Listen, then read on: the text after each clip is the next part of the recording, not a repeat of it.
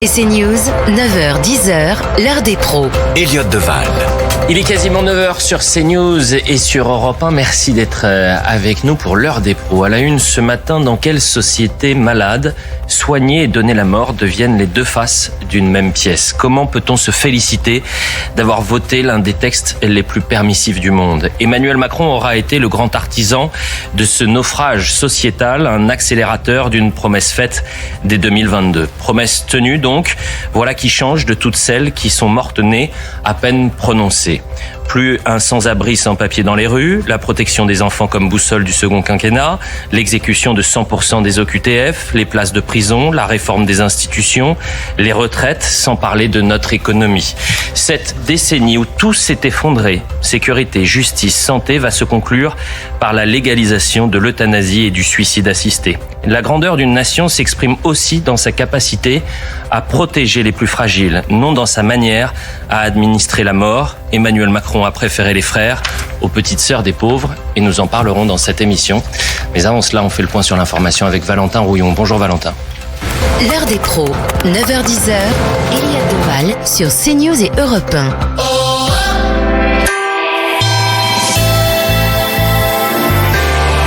Bonjour Elliot et bonjour à tous. À la une ce matin, Emmanuel Macron est attendu à 11h à Fontainebleau afin d'apporter son soutien à l'ensemble des femmes et des hommes mobilisés pour lutter contre les incendies. Le chef de l'État rencontrera les élus ainsi que l'ensemble des acteurs engagés sur le terrain. Il va saluer leur mobilisation et réaffirmer le plein engagement de l'État pour faire face à la saison intense de feux de forêt, a annoncé l'Élysée. Au plus fort, 950 pompiers étaient mobilisés sur le terrain à Fontainebleau. Aujourd'hui, 120 militaires vont renforcer le dispositif.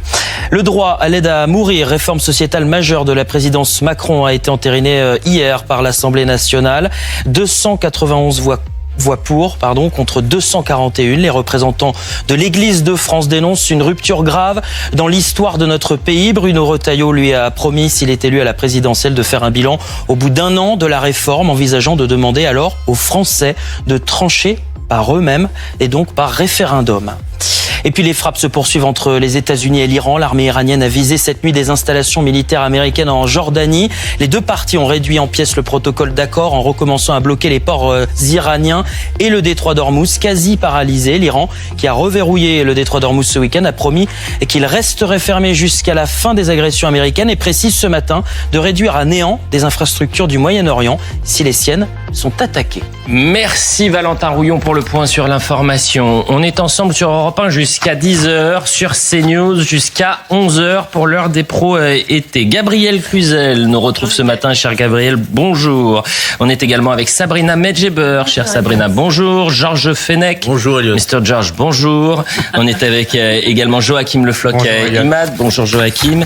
Jeanne Amourousse est avec nous, infirmière en soins palliatifs. Merci d'être présente sur ce plateau et dans quelques instants, nous retrouverons Marie-Lise Pellissier, porte-parole de la Marche pour la vie. Vous l'avez compris, on parlera de ce tournant sociétal, existentiel, qui est le vote qui a été prononcé hier à l'Assemblée nationale concernant l'euthanasie et le suicide assisté, qui est présenté comme une aide à mourir.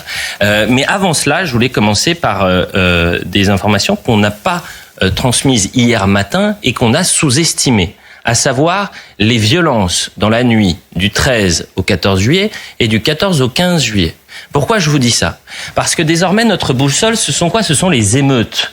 Et quand il n'y a pas d'émeute au soir d'un match de football ou d'une Saint-Sylvestre ou d'un 14 juillet, on se dit ça s'est plutôt bien passé. D'accord? Eh bien, je bats ma coulpe et je présente mes excuses aux téléspectateurs et aux auditeurs, puisque quand j'ai vu les chiffres ce matin, je me suis dit, mais c'est pas possible que ces chiffres soient sous-médiatisés. Vous avez eu des violences dans plus de 181 communes. Vous avez plus de 700 véhicules qui ont été brûlés sur l'ensemble du territoire.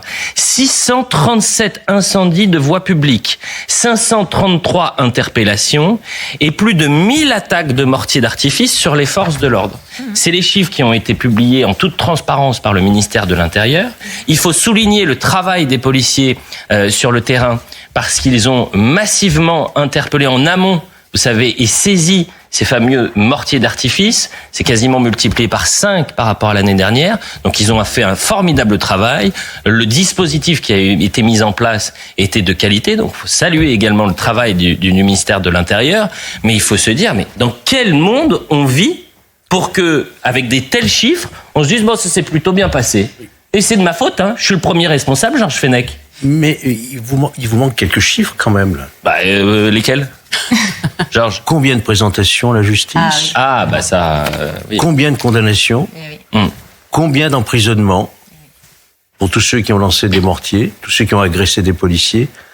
Vous n'avez qu'une vue parcellaire, c'est-à-dire du bon travail que vous avez souligné et salué de la police, qui a été aussi victime, avec pas mal de blessés. Je ne sais pas quel est le chiffre, vous l'avez donné, je crois, le nombre de policiers notamment blessés. Non, je l'ai pas donné parce que celui-ci, on va le découvrir avec Mathieu Devez, je crois. On parle d'un peu plus d'une dizaine de policiers. C'est qui vous intéresse, parce que si on veut pas que ça recommence à chaque fois, il faudrait peut-être qu'il y ait des sanctions un jour. Évidemment. Donc moi, je vous apporte le volet sécuritaire. Je suis incapable de vous apporter aujourd'hui le volet judiciaire. Mais ce qui est frappant, ce qui est saisissant, c'est que ça passe à l'as, puisque désormais l'échelle médiatique et politique, c'est l'émeute.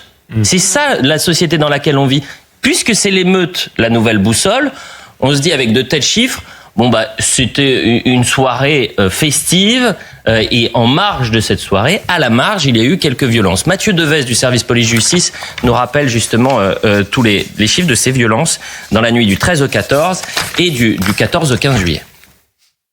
Le bilan des festivités du 13 au 15 juillet est contrasté. Oui, selon le bilan du ministère de l'Intérieur, certains indicateurs sont en baisse par rapport à l'an dernier, mais vous allez le voir, les violences restent pour autant nombreuses. Au total, 533 personnes ont été interpellées sur les 2 nuits, contre 714 en 2025 et 403 placées en garde à vue contre 573 l'an dernier.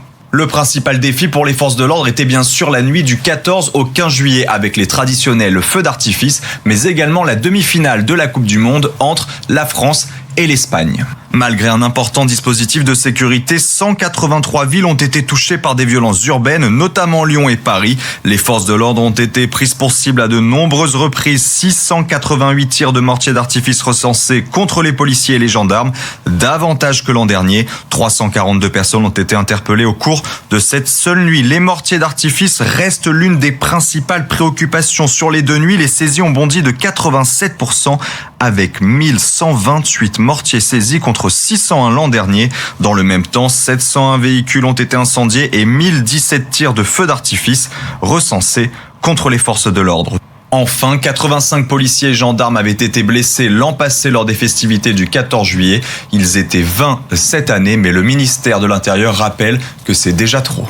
Jean-Didier Berger était l'invité justement, ministre délégué au ministère de l'Intérieur, l'invité de Pierre de Villeneuve. Et Pierre de Villeneuve, à juste titre, lui a posé la question ce matin. Mais cette question, elle devrait poser à tous les responsables politiques au lendemain de ce 14 juillet. Jean-Didier Berger. On ne s'habitue pas à ces violences, on ne s'habituera jamais à ce que des policiers soient abîmés dans leur fonction, à ce que des villes soient l'objet de ce type d'incivilité. Mais ce que je constate, c'est que grâce aux moyens que nous avons mis en place, nous avons pu contenir ce type de phénomène, faire en sorte qu'ils soient moins nombreux, heureusement, que l'année passée. Je dirais 2 fois moins nombreux, c'est ce que nous avons constaté dès la nuit du 13 au 14 juillet. Et encore une fois, saluons le travail des policiers, saluons la doctrine qui a été mise en place, parce qu'il a raison, il y a 2 fois moins de violence, ils ont réussi à contenir cette violence. Mais violence, il y a, Joachim Le Floch-Imad. Vous l'avez dit, dans un pays où les tentatives d'homicide ont doublé depuis 2017, on s'est tellement accommodé de la violence que désormais l'insécurité ordinaire passe totalement sous silence et il faut des émeutes de masse pour que l'espace médiatique fasse son travail. Le problème, il faut le dire, il faut le marteler, ce ne sera jamais l'ampleur du dispositif de sécurité, ce sera toujours la décivilisation de la société et le laxisme de la justice auquel Georges faisait référence. Et peut-être que si on avait eu davantage de comparution immédiate, peut-être que si on avait eu davantage de condamnations après la dernière finale de Ligue des Champions, alors on n'aurait pas eu de telles scènes il y a 2 nuits. Bien sûr. Quand est-ce qu'un individu qui tire un mortier d'artifice sur un policier finira derrière les barreaux le plus rapidement possible? Hier, vous avez vu Georges Fenech. Riposte, ils ont aggravé. Les parlementaires ont aggravé les peines pour les mortiers. Mais elles sont jamais appliquées. C'est ça le sujet. Celles qui existent déjà ne le sont pas. Gabrielle Cluzel. Non, mais moi, ce qui me frappe, c'est la rhétorique du moins pire. C'est moins pire que l'an dernier. Donc, on considère que c'est bien. Vous savez, c'est Monsieur Nunes qui avait dit, ça s'est globalement bien passé. Tout est dans le globalement. Donc, le curseur, vous avez raison de le dire, le curseur de ça s'est bien passé, en fait, comprend un nombre incompressible de violences avec un dispositif policier colossal, qui a un coût, qui a un coût humain, on l'a dit, parce que pour les policiers, c'est quand même très dur, qui a un coût économique, parce que tous ces gens-là qu'on mobilise, et comme ils n'ont pas le don d'ubiquité, ils sont pas ailleurs, et il se passe un certain nombre d'autres choses, cambriolage, etc. Par ailleurs, on les mobilise pour ces occasions-là, et malgré ce dispositif, moi je veux bien qu'on dise cocorico, mais malgré ce dispositif, eh bien, on n'empêche pas les violences. Alors c'est un peu facile, j'ai l'impression qu'actuellement le but c'est de dire oh là là, les policiers ont été merveilleux, donc ne parlons pas de ces violences parce qu'on aurait l'air de pas dire qu'ils ont été aussi merveilleux que ça. Moi je dis que les policiers sont merveilleux, je dis que la justice n'est pas à la hauteur, et je dis que dans la communication il y a un vrai sujet. Les policiers, vous savez, c'est le rocher de Sisyphe et le tonneau des Danaïdes en même temps. Donc ils recommencent à chaque fois. Si la justice ne frappe pas, eh bien ça sera toujours. Oui. Si communication est contestable, notamment au soir des émeutes, on peut aussi souligner le travail du ministère de l'Intérieur, qui a pris la mesure justement de la société ultra-violente dans laquelle nous sommes, et qui a décidé justement de saisir massivement en marge de ces nuits du 13 et 14 juillet, puisque je crois que les saisines ont été multipliées par 5, ce qui fait que les violences ont été divisées par 2. Mais ça reste une société ultra-violente. Et c'est à nous, c'est notre devoir aussi d'en parler.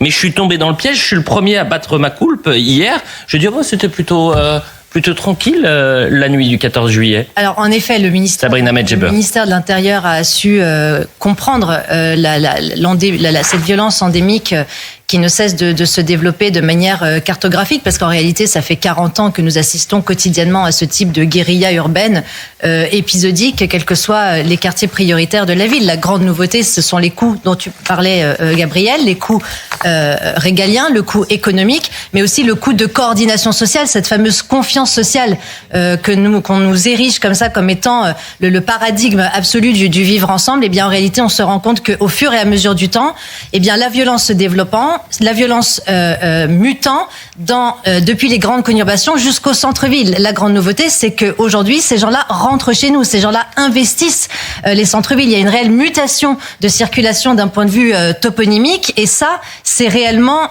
une pierre d'achoppement pour nous, les citoyens, parce que c'est à nous, désormais, de nous adapter face à cette délinquance, cette nouvelle délinquance, cette délinquance ludique, cette délinquance qui s'infiltre chez soi, cette délinquance qui barricade, qui nous amène, nous, à s'auto-barricader pour éviter justement le danger. Donc il y a un réel, en plus du coût économique et en effet du dispositif régalien, un réel coût de coordination sociale, et la banalité du mal dont parle Hannah Arendt, c'est nous en réalité qui avons banalisé le mal, parce que nous ne savons pas affronter réellement, d'un point de vue judiciaire et d'un point de vue régalien, ces émeutes sporadiques. Et c'est le traitement médiatique, Joachim Le Focimad. C'est là aussi la clé de voûte. C'est-à-dire que heureusement que dans des soirées de violence émeutière, vous avez les réseaux sociaux qu'on essaye de museler, ou qu'on pense à contrôler avant les élections de 2027. Mais pourquoi ? Parce que parfois elles jouent le rôle de lanceur d'alerte. Là, il faut rappeler également que ces chiffres, nous les avons grâce à la transparence du ministère de l'Intérieur qui transmet ces chiffres.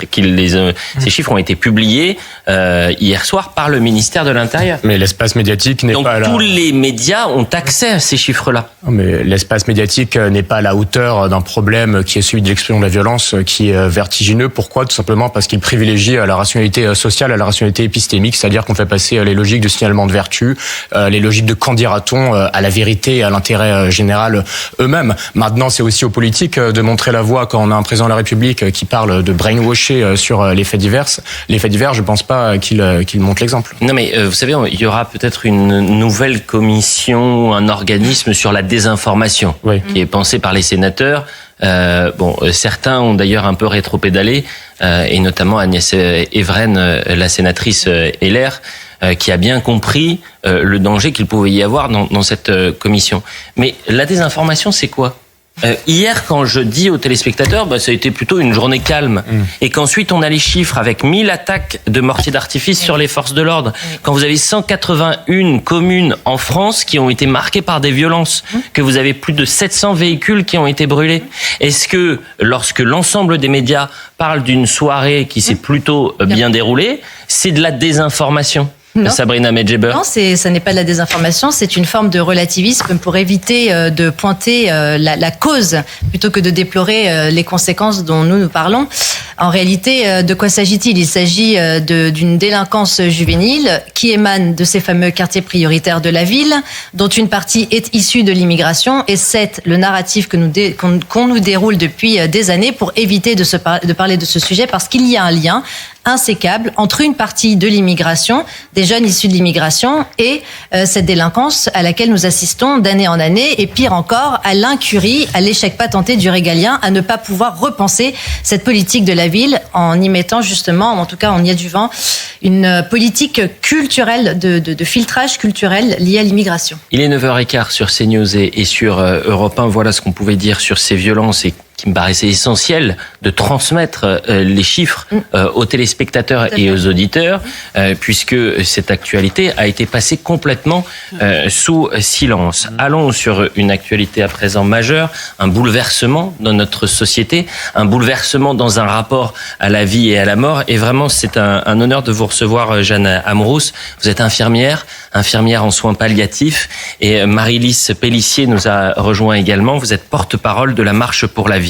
La proposition de loi, et vous ne m'entendrez jamais dire sur l'aide à mourir, faut avoir le courage et assumer quand on vote une telle loi. C'est l'euthanasie, c'est le suicide assisté, c'est donc une loi qui vient administrer la mort. On est d'accord. Dans quelle société malade vivons-nous désormais pour que sur une même pièce, sur les deux faces, vous ayez finalement le soin et l'administration de la mort. Je vous propose de regarder cette séquence, de tendre l'oreille, parce que vous allez avoir quasiment une standing ovation au moment du vote à l'Assemblée nationale, qui s'est joué à pas grand-chose, qui s'est joué à effectivement une quarantaine de députés. Mais si vous prenez l'ensemble de l'Assemblée nationale, donc 577 députés, il en manquait beaucoup, ça fait seulement 50,4% des députés qui ont voté. C'est 50,4% formellement adopté par 50,4% des députés. Je vous propose d'écouter cette séquence donc où Madame Yael Braun-Pivet annonce ce tournant historique pour notre société. Votant 561, exprimé 532, majorité 267, pour 291, contre 241, l'Assemblée nationale a adopté.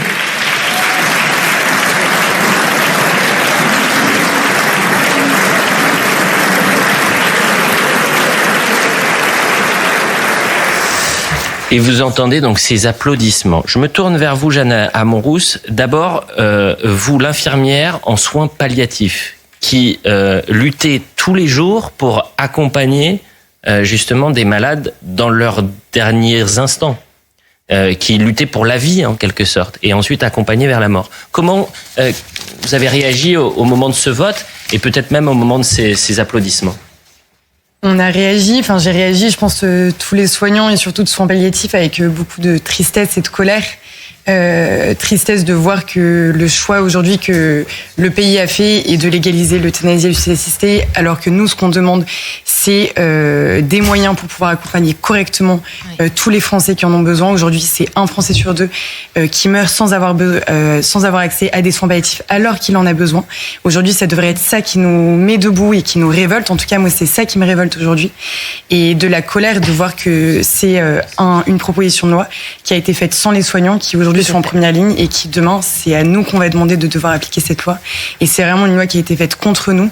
On n'a pas été écoutés, nos craintes n'ont pas été écoutées, nos signes d'alerte n'ont pas été écoutés. Bien sûr. Et donc aujourd'hui, il y a beaucoup de tristesse et de colère. Vous êtes mobilisée également, Marie-Lise Pellissier, porte-parole de la Marche pour la vie. J'ai envie de vous poser la même question. Hier, au moment du vote, quelle a été votre première réaction ? Je partage les sentiments de tristesse et de colère. c'est une loi qui va autoriser et demander aux soignants de donner la mort. C'est une loi qui, au lieu de protéger les personnes les plus vulnérables, va les pousser à demander la mort faute de soins, d'accompagnement et parfois même de moyens financiers. Et c'est évidemment une loi qui légitime le fait de répondre à la souffrance par la mort. Donc c'est quand même assez dramatique. Les conséquences de cette loi ont été plusieurs fois évoquées sur ce plateau et nous n'avons pas été entendus. Moi, je pense à toutes les personnes, des personnes âgées, des soignants, des jeunes étudiants en médecine qui sont venus me voir tout au long du débat pour me dire merci de se battre pour nous et de porter notre voix. Alors j'ai envie de leur dire qu'on va continuer et que la Marche pour la vie continuera à promouvoir cet accompagnement des personnes fragiles. Bien sûr, il y a quand même, il faut le noter, beaucoup de députés qui ont finalement petit à petit basculé au long du débat. Donc on voit que ça ne sert pas à rien de se battre sur ce sujet-là pour éveiller les consciences justement. Le président de la République, Emmanuel Macron, a très rapidement réagi pour se féliciter de cette loi. Lui-même qui avait engagé une sorte de promesse faite en 2022. Quand on fera le bilan d'Emmanuel Macron, on se dira c'est l'une des seules promesses qu'il a tenues. C'est l'une des seules promesses. L'administration de la mort aura donc été l'une des seules promesses d'Emmanuel Macron tenues. J'avais pris l'engagement d'ouvrir ce chemin avec les Français, avec gravité, avec humilité et dans le plein respect de notre démocratie. Cet engagement est tenu. Le plein respect de notre démocratie aurait été peut-être de demander justement aux Français de répondre à la question. Joachim Le Floch, Imad, c'est le référendum, par exemple. C'est un scandale démocratique quasiment sans précédent, il me semble. On nous explique toute l'année qu'il ne faut pas jeter de l'huile sur le feu, y compris sur des sujets en réalité hyper consensuels comme l'immigration. Et là, alors même qu'on a un président plus fragilisé que jamais, une assemblée divisée, un Sénat qui est hostile, on passe en force sur un texte qui, pour le coup, divise réellement le pays en faisant fi totalement de l'avis des soignants, vous le rappelez à juste titre. Et quant au satisfecit d'Emmanuel Macron, il avait avancé à visage découvert, puisque c'était un des marqueurs de son programme de réélection en 2022. Maintenant, en effet, il est beaucoup plus facile d'aller dans la fuite en avant sur le terrain sociétal que de répondre aux vrais défis régaliens sur lesquels les Français ont des attentes très fortes.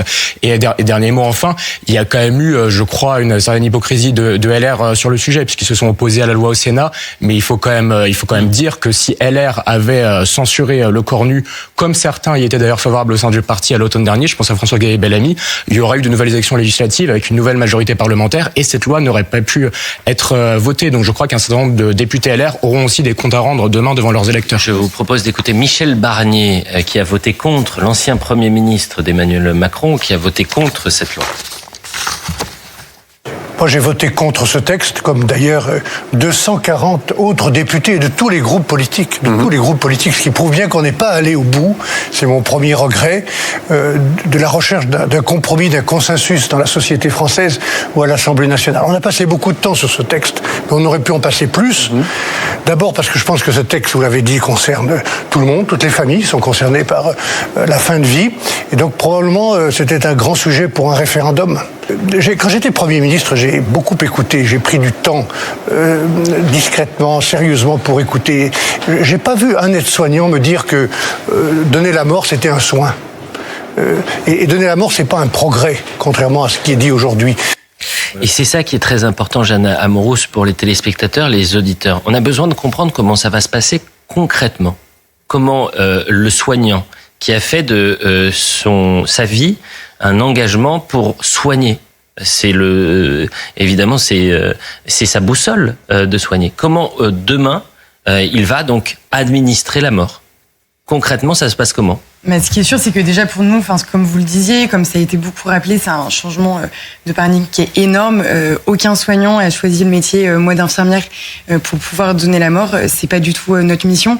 Et puis je rappelle aussi que les soins palliatifs, ils sont nés d'une opposition à l'euthanasie dans les années 80, où il y avait beaucoup d'euthanasie clandestine, à un moment où justement on savait pas bien accompagner la fin de vie, où la seule solution qu'on avait trouvée pour soulager les mourants, c'était de leur donner la mort. Les soins palliatifs, ils sont nés de cette opposition en disant on est révoltés de ça et on peut pas se permettre de dire la seule solution qu'on a pour les personnes en fin de vie qui souffrent, c'est de leur donner la mort. Demain, on nous met dans un cadre avec cette loi qui est extrêmement floue. Il y a des critères. On nous a vendu une loi très restrictive, très encadrée. C'est pas vrai. À l'intérieur de ces 5 critères qui effectivement sont cumulatifs, il y a un flou et une subjectivité qui est énorme et qui va être cette subjectivité, elle va être à l'appréciation d'un seul médecin qui pourra, alors on nous a parlé de collégialité, mais qui peut demander l'avis d'un autre médecin. C'est le retour du pouvoir médical à plein régime. Là où justement, pareil, les soins palliatifs s'étaient révoltés contre le pouvoir médical en disant les patients ont besoin de dire quelque chose et c'est pas un médecin qui est au-dessus d'un patient. Et là, c'est vraiment le retour du pouvoir médical à plein régime. Il est 9h23. On revient dans quelques instants. Je vais vous proposer d'autres réactions, notamment celle de Dominique Rigné, celle de la présidente de l'Assemblée nationale, Yaël Braun-Pivet, qui elle aussi se félicitait. Et vraiment, à 9h30, je voudrais qu'on essaye de faire le cheminement et vraiment un cas pratique. Une personne qui souhaite mourir. Comment elle va faire demain ? Comment elle va aller voir le médecin ? Qu'est-ce qui va se passer ? Le processus, donc, pour qu'elle puisse désormais mourir. Voilà la société dans laquelle désormais on est en train d'entrer. 9h24, on revient dans un instant. Europe 1 et CNews, 9h, 10h, l'heure des pros. Elliot Deval. 9h30 sur Europe 1 et sur CNews, l'information avec Somaya Labidi. Bonjour Elliot et bonjour à tous. Après une nuit relativement calme et l'arrivée du détachement du 3e régiment du génie civil en renfort, les incendies de Fontainebleau sont fixés mais toujours pas maîtrisés.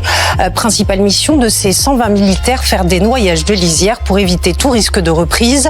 Et plus d'une semaine après le début de ces feux d'une ampleur historique, Emmanuel Macron est attendu sur place aux alentours de 11h. Après plus d'une semaine de bombardements, pas d'accalmie en vue au Moyen-Orient, les États-Unis et l'Iran ont de nouveau échangé des frappes. Washington a attaqué des cibles militaires cette nuit et Téhéran a répliqué à l'aide de drones sur des bases et des installations militaires américaines au Koweït et à Bahreïn. Et puis c'est devenu une habitude. L'Argentine réussit une nouvelle remontada en demi-finale de Coupe du Monde contre l'Angleterre et rejoint l'Espagne en finale. Les tenants du titre ont totalement retourné la situation en fin de match grâce à Enzo Fernandez à la 85e et un second but de Lautaro Martinez à la 92e minute. Merci Somaya Labidi et nous reverrons ces images dans cette émission. Quel match hier entre l'Argentine et l'Angleterre. La France qui affrontera pour la 3e place donc de cette Coupe du Monde l'Angleterre. Ce sera samedi à 23h pour le dernier match du plus grand sélectionneur de l'histoire de l'équipe de France, n'en déplaise aux journalistes sportifs qui aiment retourner leur veste. Donc le plus grand sélectionneur, Didier Deschamps. J'invite les téléspectateurs et les auditeurs à lire cette tribune absolument passionnante de Vincent Trémollet de Villers sur l'euthanasie et le suicide assisté. Vous savez, voté hier par 291 voix contre 241 et 29 abstentions. Loi sur l'euthanasie et le suicide assisté, simulacre démocratique et nihilisme d'État, incapable en 10 ans d'améliorer la vie quotidienne des Français. Emmanuel Macron se félicitera certainement d'avoir 45 ans après l'abolition de la peine de mort, rendu à l'État le pouvoir d'abréger l'existence, parce que c'est effectivement une nouvelle société où désormais on pense à administrer la mort. Et j'ai pensé la même chose que Vincent Trémollet de Villers. Je me suis dit, mais c'est quand même particulier d'avoir un président qui est contre la peine de mort, mais qui, pour les plus fragiles, ceux qui sont en souffrance, potentiellement, de leur donner le droit de mourir, c'est-à-dire d'accéder à cette mort. Charles Rodwell, député Renaissance. Dans quelques années, nous regarderons en arrière vers ce jour où le Parlement a adopté la proposition de loi légalisant l'aide active à mourir. Et l'histoire donnera raison à tous ceux qui, contre vents et marées, ont refusé d'ouvrir la boîte de Pandore. Voilà quelqu'un de courageux, Charles Rodwell. Je vous propose d'écouter également Dominique Rigné. Il était l'invité d'Europe 1 ce matin. 50,4% des députés ont formellement dit oui à cette loi, qui est pourtant une loi de radicalité. Et ça, on ne peut pas le contester. Alors, c'est une loi qui vous permettra, je donne juste cet exemple, d'être euthanasié, parce qu'on dit aide à mourir. Je récuse le terme. On vous fait mourir. je suis frappé du fait que depuis le début, on ne dit pas les choses. On ne veut pas les dire. Aide à mourir, non. Ça, ce sont les soins palliatifs qui vous accompagnent. Là, on va administrer une substance létale, une substance mortelle, avec une injection ou bien avec un produit que vous allez absorber vous-même. Mais c'est une euthanasie. C'est pas une aide à mourir. On se fait ou on vous fait mourir.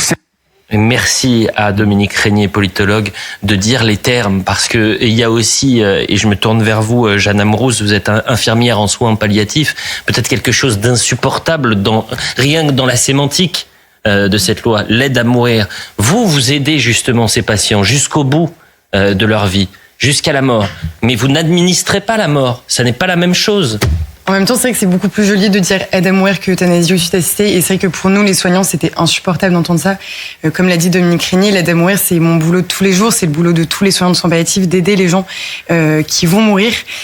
L'euthanasie et le suicide assisté, c'est l'injection létale ou l'ingérence d'une substance létale par le patient lui-même. C'est un acte d'une violence inouïe.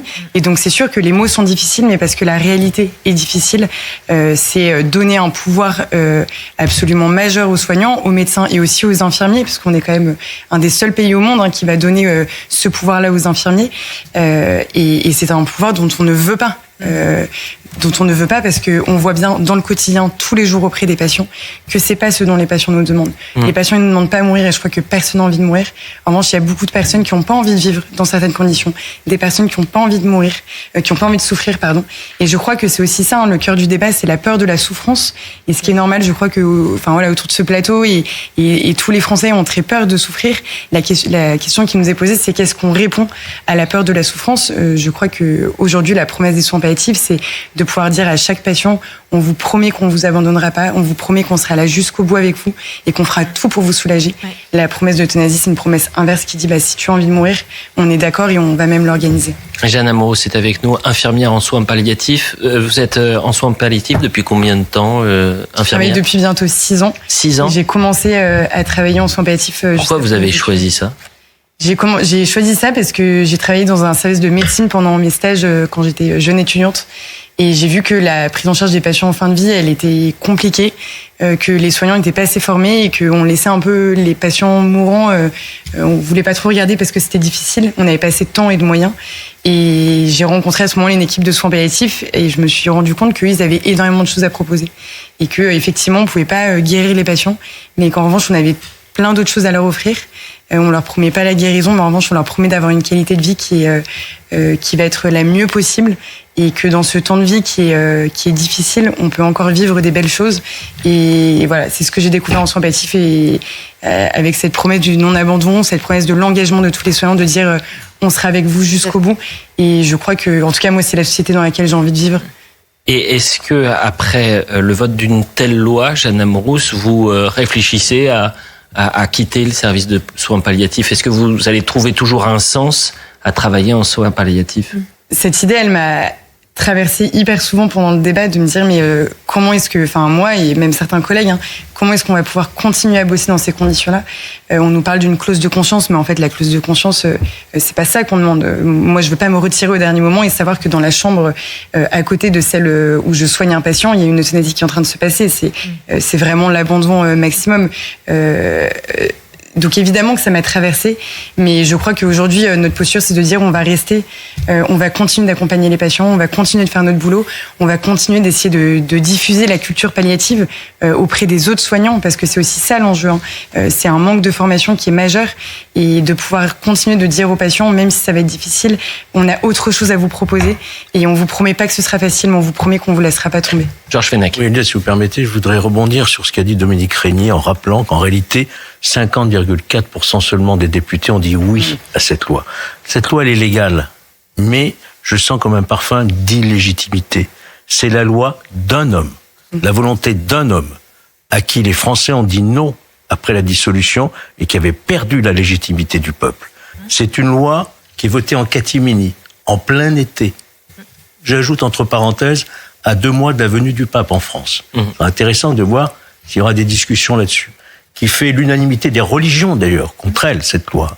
Toutes les religions du livre se sont élevées contre cette loi. Alors moi je crois que ça n'est pas digne de notre pays. Ça n'est pas digne de notre démocratie d'imposer en fin de quinquennat, comme ça, une loi fondamentale qui méritera, et j'en suis certain, de revenir dans le débat. D'ailleurs, l'un des candidats à la présidence de la République, Bruno Retailleau, a déjà annoncé qu'au bout d'un an, on pourrait envisager un référendum. Ça ne peut passer que par l'expression du peuple, une loi comme celle-ci. Marylis Pellissier est également avec nous, porte-parole de la Marche pour la vie. Marylis, on a besoin concrètement de comprendre quelle est cette bascule dans laquelle nous entrons, où lorsque vous êtes éligible à l'euthanasie, au suicide assisté, eh bien, quelle procédure on met en place? Est-ce que vous arrivez à nous présenter cela vraiment très très concrètement, vulgairement pour les téléspectateurs et les auditeurs? Alors concrètement, cette procédure, elle est quand même assez simple, légère. Donc on a un patient qui est atteint d'une maladie incurable, ce qui concerne aujourd'hui à peu près 1 million de patients, enfin plusieurs millions même de patients en France. On dit 1 million, un peu plus d'1 million éligibles selon les différents critères, donc qui correspond aux critères, qui considèrent que sa souffrance est insupportable, ce que notons-le reste assez subjectif et difficilement mesurable pour un soignant. Il va faire sa demande à un médecin. C'est bien dans le cadre de la médecine à chaque fois que cela est pratiqué. Le médecin va ensuite étudier si le patient est éligible, notamment si il a une volonté libre et éclairée, ce qui quand même pose question, dans quelle mesure on peut dire qu'un patient est libre quand il demande la mort alors qu'il souffre. Et puis, notons-le, le médecin n'a pas d'obligation à avoir recours à un psychiatre quand il a un doute sur la question de la liberté du discernement du patient. Ensuite, le médecin doit demander l'avis de 2 autres soignants qui ne connaissent pas forcément le patient, qui ne sont pas obligés de l'examiner, ce qui aussi pose question. Au niveau de la procédure collégiale, dont on nous a beaucoup parlé, en réalité, c'est le médecin seul qui va décider à la fin si le patient est effectivement éligible à cette euthanasie ou à ce suicide assisté. Les 2 autres minimum, c'est minimum 2, ça peut être plus, mais qui devront donner un avis, ne seront là que pour donner un avis, en réalité. Ensuite, le médecin doit rendre sa décision sous 15 jours seulement, et le patient, pour le coup, a 48 heures de réflexion, ce qui a beaucoup suscité de débats. 48 heures de réflexion non compressibles pour demander la mort et le suicide finalement. Qu'est-ce qui va se passer ensuite ? Donc les pharmaciens, qui, je le rappelle, n'ont pas de clause de conscience, devront préparer la substance létale et la fournir. Et ensuite, le patient choisira dans quel lieu il sera euthanasié. Ça peut être chez lui, ça peut être dans la résidence d'un proche, ça peut être dans n'importe quel établissement de santé. C'est pas obligatoirement dans un établissement de santé ? C'est pas obligatoirement dans un établissement de santé. Ça peut être dans n'importe quel établissement où un professionnel de santé exerce, ce qui est quand même très large. Mais ça peut être à domicile ? Et ça peut être à domicile. Votre voisin peut s'euthanasier près de chez vous, par exemple. Donc c'est très large. Là aussi, quand on compare par rapport aux pays étrangers, on a l'éventail de lieux le plus large. Et notons-le, cet éventail de lieux pourra mener à des dérives financières et commerciales. On le voit déjà au Canada, où les euthanasies sont pratiquées dans des salons mortuaires. Et enfin, il y a la question aussi des proches, je trouve important, qui ne sont pas forcément informés. Ça dépend du patient. Le patient choisit ou pas d'informer ses proches, et ensuite les convie ou pas à l'euthanasie et au suicide assisté. Et là, je tiens à noter quand même la violence que ça peut être pour les proches d'assister et de cautionner finalement en assistant à cet acte, de voir quelqu'un de leur entourage se suicider. Gabriel Cluzel, Bruno Retailleau disait hier, ça n'est pas une loi de fraternité, c'est une loi d'abandon. On est en train d'abandonner les personnes les plus fragiles dans notre société. Oui, c'est vrai qu'on peut se demander par quelle entourloupe sémantique, et ça commence toujours par un combat sémantique, les lois sociétales. On commence par changer les mots. Eh bien, on a pu faire passer ça, donner la mort pour une loi de fraternité. Moi, je crois que ce que Georges a dit est très important. C'est-à-dire que nous sommes le 15 juillet. Je connais aucune entreprise qui prend des décisions d'importance le 15 juillet, je vous dis très franchement. Ouais. Dans ma prime jeunesse, j'ai travaillé dans un cabinet de recrutement. On n'arrivait plus à caser personne à cette date-là parce que le patron disait tout le monde a les pieds dans l'eau, la tête au soleil. Donc là, on va prendre c'est pas tout à fait l'interdiction des pailles en plastique, nous sommes d'accord, hein. C'est quand même un sujet énorme. On l'a pris le 15 juillet à toute berzingue et c'est une volonté du gouvernement. C'est lui qui l'a inscrit dans le calendrier du président de la République. Enfin, certains auraient pu démissionner, pardon, hein, parce que on a dit qu'il y avait eu une opposition entre le Premier ministre et le Président de la République. Mais comme disait Chevènement, un ministre, soit ça ferme sa gueule, soit ça s'en va. Et il est toujours possible de démissionner. Je pense que ça aurait donné du plomb dans l'aile à cette loi. Bon, deuxième point, on dit que c'était une loi consensuelle. On nous a vendu ça. On nous a dit les Français le veulent. Les Français le veulent tellement qu'on leur a pas demandé leur avis. Parce qu'on s'est dit, oulala, le résultat pourrait pas être si terrible que ça. Donc ça, merci le Conseil constitutionnel aussi, qui a trouvé que sociétal, non, ça rentrait pas dans l'article 11, sachant que quand l'article 11 a été fait, le mot sociétal n'existait pas. Il y avait que social. Donc ça, c'est pas inintéressant. Et troisième point, ce délai. Enfin, c'est complètement dingue. 2 jours. J'ai plus de temps pour rendre mon lave-linge si je change d'avis. C'est 2 jours une fois que le médecin généraliste a pris cette décision, a coché toutes les cases pour savoir si son patient était éligible, et le médecin généraliste, le médecin du moins, a 15 jours pour prendre la décision, 15 jours maximum. Je vais vous remercier, Jeanne Amourousse, infirmière en soins palliatifs. Vous êtes la bienvenue et vous viendrez quand vous voulez pour nous parler justement de ces soins palliatifs sur ce plateau, et vous serez toujours la bienvenue également, Marie-Lise Pellissier. Et on a essayé de solliciter hier soir des députés qui ont voté pour. Vous imaginez bien, moi je serais ravi. Ils ont tous évidemment une place sur ce plateau pour nous expliquer les raisons pour lesquelles ils ont voté pour cette loi. Et si vous le souhaitez, Marie-Lise ou Jeanne, revenir très prochainement pour débattre avec les personnes qui ont voté pour cette loi, eh bien, on va essayer de l'organiser, mais force est de constater qu'on n'a pas reçu de réponse favorable des députés qui ont voté favorablement donc cette loi. Dans l'actualité également, 5 semaines après le meurtre de la petite Liana, Gérald Darmanin a dévoilé les premiers résultats du vaste réexamen des plaintes pour violences sexuelles sur mineurs. Plus de 85 000 plaintes ont finalement été recensées, dont près de 70 000 anciens dossiers passés au crible. Parmi eux, près d'1 millier ont été jugés prioritaires et plusieurs centaines des suspects ont été incarcérés.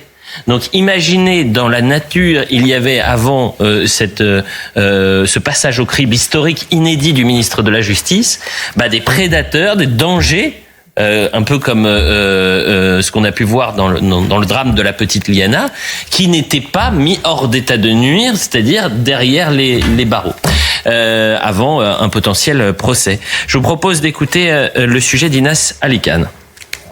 L'objectif fixé par Gérald Darmanin a été atteint.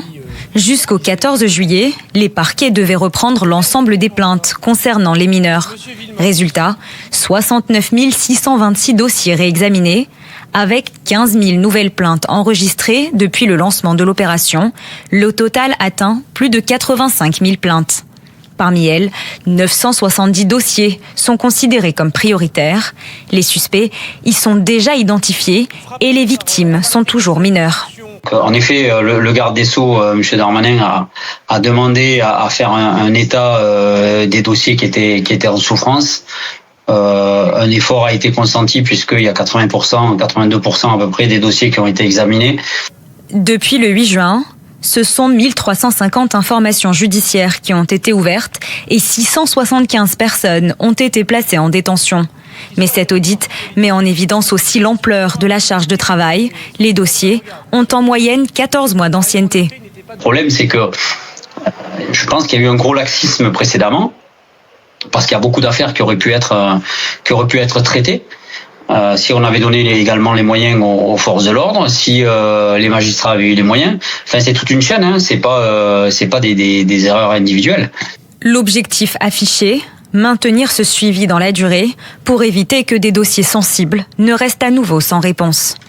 Isabelle Steyer, pardonnez-moi, avocate et spécialiste du droit des femmes nous a rejoint et des enfants nous a rejoint sur le plateau, et également Sabrina Berlin-Bouillet du service police-justice de CNews. Bonjour à toutes les deux. Je me tourne vers vous, maître, parce que les chiffres qui nous ont été présentés par le ministre de la Justice hier sont vertigineux.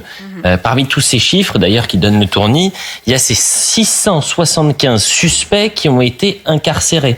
C'est-à-dire qu'on a des potentiels prédateurs sexuels qui ont été incarcérés. Grâce à cette intervention de Gérald Darmanin, beaucoup pensaient que c'était une mission impossible.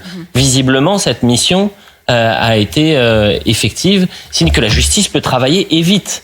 Oui, alors c'est déjà une réponse qui me semble exceptionnelle, effectivement, puisque moi-même, je pensais qu'on n'arriverait pas à ce nombre-là. Mais nous avons, de toute façon, régulièrement, des plaintes qui ne sont pas suivies de mesures d'investigation, c'est-à-dire entendre d'autres victimes, faire des perquisitions et entendre voir ce qui se passe sur les téléphones, sur les ordinateurs.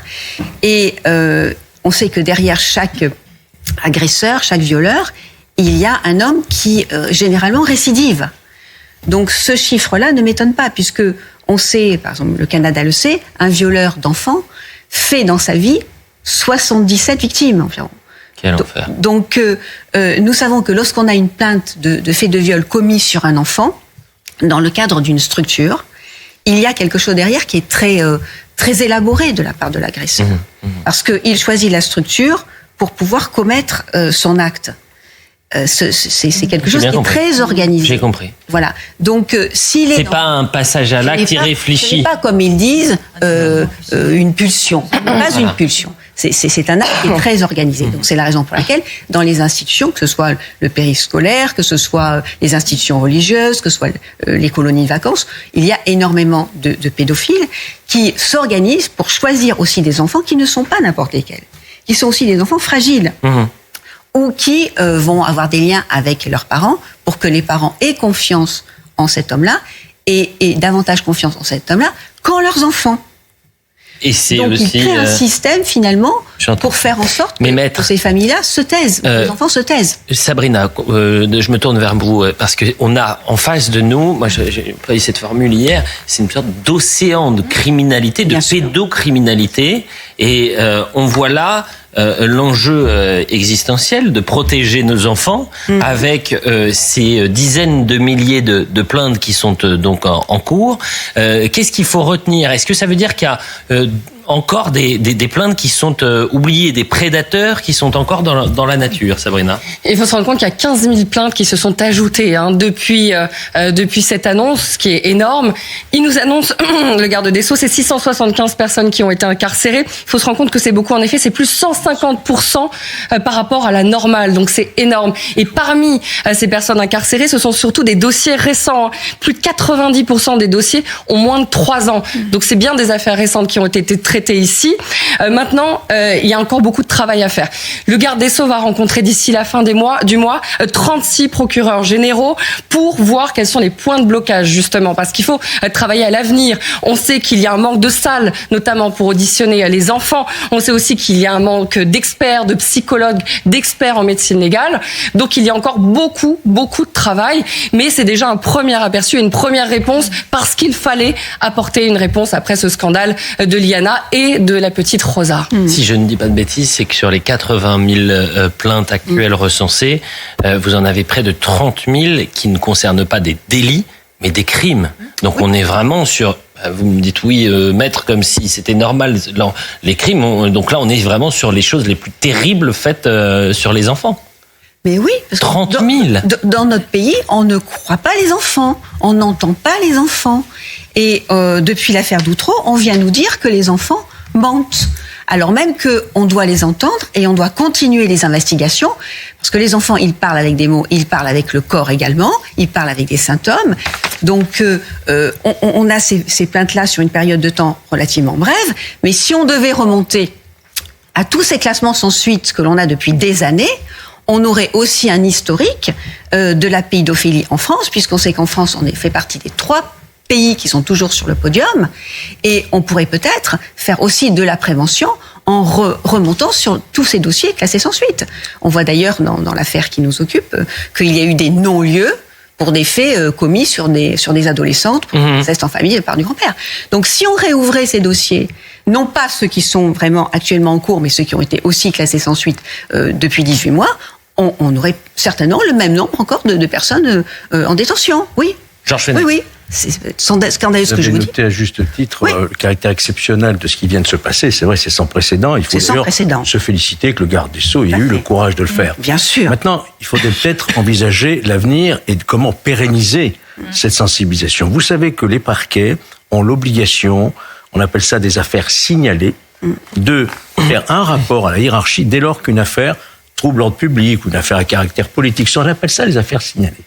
Il suffirait pour le garde des Sceaux de dire à l'ensemble des procureurs généraux qui va réunir bientôt, je veux que ma direction des affaires criminelles et des grâces soit informée de toutes les plaintes concernant des viols, des agressions sur mineurs, de façon à ce qu'il y ait un pilotage au niveau de la chancellerie pour pouvoir suivre et voir le déroulement de ces procédures. C'est faisable, à condition de s'en donner les moyens. Et là, vous aurez une responsabilité politique, qui est celle de l'action publique, pénale, du garde des Sceaux, qui pourra être sur un tableau de bord et savoir en temps réel le nombre des procédures, où ça se passe et quelles sont les diligences qui ont été accomplies. Un coup comme ça, c'est bien, mais c'est pas suffisant. Il faut instituer un système de signalement de toutes ces procédures.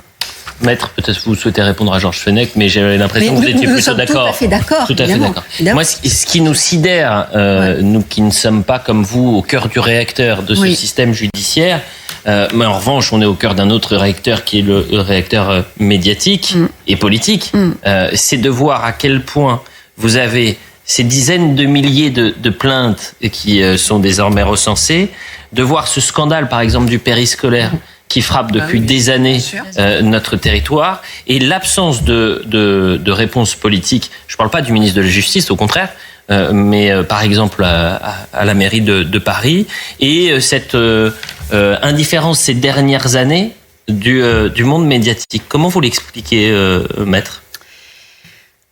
On a eu un problème, comme je le disais depuis l'affaire Doutreau, sur la parole des enfants. Et je crois qu'on est toujours dans ce déni-là, et dans une forme de déni médiatique, où l'utilisation de ce que disent les enfants n'est pas politisée. On l'a sur les viols, on l'a sur les placements, on l'a sur toute la justice des mineurs également. La question des mineurs est taboue, qu'ils soient victimes ou qu'ils soient auteurs. Et on le retrouve là, effectivement. Il est 9h.